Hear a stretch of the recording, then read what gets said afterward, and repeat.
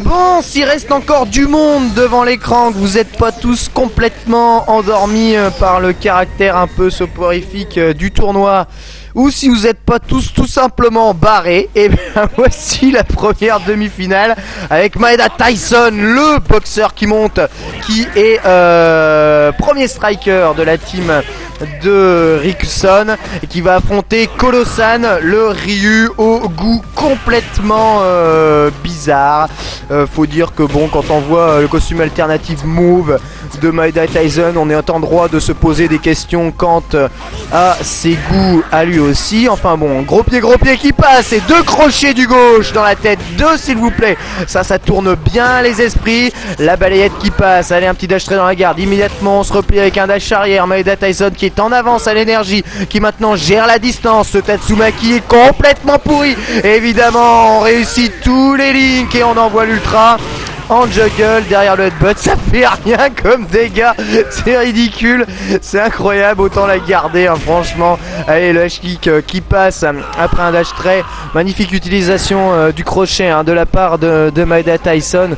Il est vraiment très bon hein, ce boxeur, il n'y a rien à dire. Cette phase est assez magnifique. Overhead dans le vent, what the fuck de overhead dans le vent. C'est quoi? Allez, attention, le dash hopper qui est passé. Pourquoi tu dashes en arrière? Faut dire que c'était tellement surprenant. Ah tiens, tu te le prends. Bah oui, non mais il va falloir que tu penses un peu plus à ça, Maeda Tyson. Lui, il se les prend, voilà ce genre de phase. Alors, me demande pas pourquoi, me demande pas ce qu'il fait en demi-finale, je sais pas. Et là, Saving qui passe et qui compte le hash kick. Seulement, Kolosan ne continue pas et se fait choper. Balai qui chariot dans le vent. Bah oui, non mais allons-y gaiement. Hein, tu veux pas nous faire toute la panade? Tiens, si t'as bien aussi, tu recules un peu encore plus et tu fais Metz comme ça, sans raison. Et là on va bien pouvoir rigoler si tu veux. Voilà, on va pouvoir se marrer nous ici en France de voir les joueurs japonais se ridiculiser comme ça. Ça nous fait terriblement plaisir. Allez, les barres de super qui sont chargées dans les deux sens.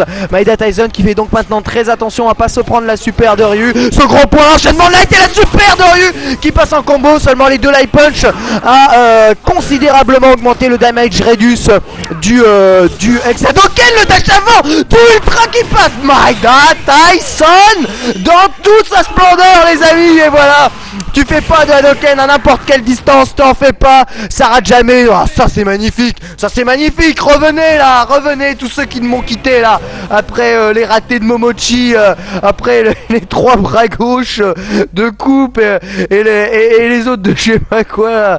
Revenez, venez voir ça là, il y a du beau match, il y a Maeda Tyson, il arrive, il fait le spectacle là, il vient de nous placer encore un truc extraordinaire. On voit quasiment ça qu'au Japon, ça c'est incroyable. Je crois que les boxeurs américains, les meilleurs boxeurs américains, Marne Wong, maîtrisent quand même hein, ce genre de petites phases, mais c'est quand même pas trop dans les habitudes de Wong d'utiliser, ça fait pas spécialement partie de son jeu. Wong qui préfère mettre les ultras derrière les headbutts tout simplement et pas trop se fouler à réfléchir au reste. Mais bon, c'est quand même appréciable de voir des joueurs capables de sortir un truc comme ça, mais surtout au bon moment quoi. Parce que le sortir dans le vent, ouais, on a vu des Blanca capables de sortir ça dans le vent, mais sortir ça alors que ça passe, c'est vraiment assez impressionnant. Allez, Human Bomb Gookie versus Maeda Tyson avec ici gros point qui fait double touche. Évidemment ça tourne pas spécialement à l'avantage de Gookie toutes ces doubles touches. On essaye d'ouvrir la garde, on essaye de trouver l'ouverture avec quelques hash kicks. On fait bouger Maeda Tyson, évidemment on se prend enchaînement de like, le link réussi, headbutt, alors on met la pression, cross up, like kick, décalage chop, il lui met tout la Maeda Tyson, il lui met toutes les phases de boxeur et Human Bomb se fait avoir comme un bleu. Il ferait mieux de se faire exploser celui-là, on n'entendrait plus parler, ça nous ferait un bien fou. Le dash très encaissé, voilà, il fait des coups d'avant arrière mais bon ça sert finalement à rien. Et le deuxième hit du hash kick qui whiff, un petit enchaînement de light headbutt pour punir. Maeda Tyson sans aucune difficulté remporte donc le premier round. Va encore falloir que Mahakun remette les pendules à l'heure hein, dans cette équipe de bras cassés. Là il y a vraiment que Mahakun qui vaut le coup avec son Sagat, parce que là ça fait vraiment peur à voir ce Gookie. ça fait un peu pathétique. C'est entre l'émouvant et voilà le ex dash overhead qui passe bien entendu immédiatement. Le link réussi au bas, light kick headbutt de la part de Maeda Tyson qui a maintenant une confortable avance avec 2 barres de super. Attention, cela dit, aux phases de Gookie, c'est bien déchopé. Ex dash trait pour sortir du coin, ça n'en sort pas spécialement, mais le décalage chop permet à Maeda Tyson de reprendre l'avantage de cancel de Hadouken. Voilà, H kick, balai punch, Tatsumaki, Daishoryu. Très bien joué de la part de Human Bomb. Mais bah ça c'est pas mal, voilà. On a enfin une phase assez sympathique. Et voilà, le Tatsumaki cross-up qui ne touche pas. Évidemment, la chop en punition vient un peu ternir ce genre de phase là. Le décalage chop ce coup-ci bien arrêté par Human Bomb à gros point entière après un dash arrière. Ça c'est des petits mouvements assez sympathiques de la part de Maeda Tyson. Attention le dash avant, là ça prend de sang. Mais l'autre il saute et puis se prend les hoppers de l'ultra. Mais qu'est-ce que c'est? Mais c'est quoi ces phases là? Mais j'ai jamais vu ça de ma vie. Mais c'est pas des phases qu'on voit au Japon ça. Mais je suis en train de dormir là, c'est pas possible. Mais qu'est-ce que c'est que ces matchs là? Incroyable quoi. Voilà, bon, victoire de Maeda Tyson logique, mais j'ai même plus de mots quoi, je suis outré.